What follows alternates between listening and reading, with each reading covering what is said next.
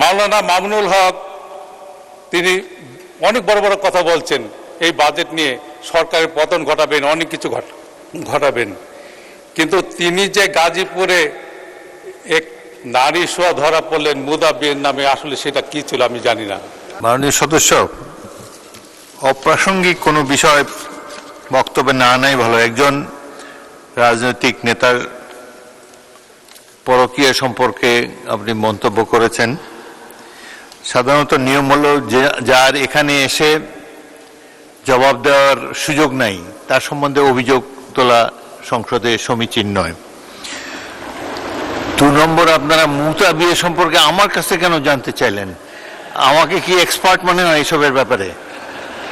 মুতা বিয়ে হলো সম্ভবত কেউ যদি বিদেশে যায়, বিদেশে অবস্থানকালে হয়তো টেম্পোরারিলি 1 মাসের জন্য বিদেশে গেল, আগের কালে নিয়ম ছিল 1 মাসের জন্য তিনি একটা সোকল্ড বিয়ে করতে পারতেন বা একজন পার্টনার খুঁজে নিতে পারতেন, এটাই আমার ধারণা। তবে এগুলো নিয়ে সংসদে আলাপ আলোচনা না হয় ভালো। আর অপ্রাসঙ্গিক কোনো কিছু অনুগ্রহ করে এখানে তুলবেন না, এর কোনো দরকার নেই। মাননীয় উপনেতা, আপনি কি বলতে চান? আমি তো কি মুতা বিয়েতে এক্সপার্ট নাকি? আপনি বলেন। মুতা বিয়েতে আমি এক্সপার্ট না, তবে কনসেপ্টের ব্যাপারে আমি জানি। যিনি এখানে উপস্থিত নাই তার ব্যাপারে এ ধরনের আলোচনা তো এখানে হওয়ার সমীচীন না। আমি আশা করি আর মামুনুল হক সাহেবের ব্যাপারে যে তথ্য দিয়েছে এটা একেবারেই ভুল তথ্য। উনি কোনো মুতা বিবাহ করেন নাই, গাজীপুরের কোনো জায়গায় এরকম কোনো ঘটনা ঘটে নাই। যেটা হ্যারেস করা হয়েছিল নারায়ণগঞ্জে, ওনাকে উনি বিয়ে করেছিলেন এবং এটা এখন এস্টাবলিশ আছে। তা বিয়ে করার তো জায়েজ আমির জামা মাননীয় স্পিকার। তা আমি চাইব যে এটা আপনি এক্সপান্ড করবেন। পার্লামেন্টের রেকর্ডে এই ধরনের ভুল তথ্য এবং ভুল বক্তব্য থাকা উচিত হবে না। ধন্যবাদ মাননীয় স্পিকার। মাননীয় উপনেতা কি চিফ হুইপ বলবেন? বলেন। স্পিকার, যা অসংসদীয় এবং সমীচীন নয়, বিফিটিং দেখায় না। মাননীয় স্পিকার, আপনাকে অনুরোধ করছি সেটা মানে প্রসিডিংস থেকে এক্সপেন্স করার জন্য। ধন্যবাদ।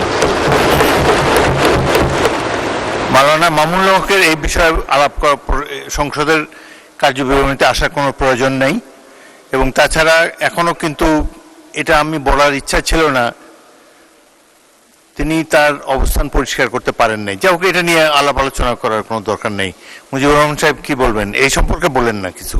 এটা একজন রাজনৈতিক নেতার জীবনের অন্ধকার অংশ, এখানে আলোচিত হোক এটা চাই না আমরা। এই বিষয়ে বলেন না, অন্য কোনো কিছু বলবেন?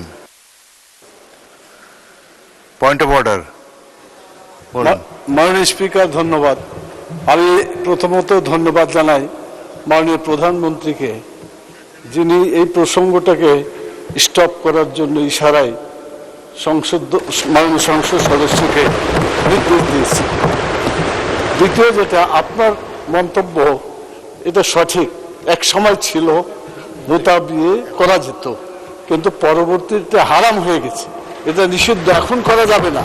এই কথাটা আপনি যোগ করে দিলে এটা সঠিক তথ্য থাকবে। না হলে এভাবে থাকলে মনে হবে যে বোধহয় এখনো কিছু করা যাবে। এটা আর করা যাবে না, এটা হারাম। ধন্যবাদ। ধন্যবাদ।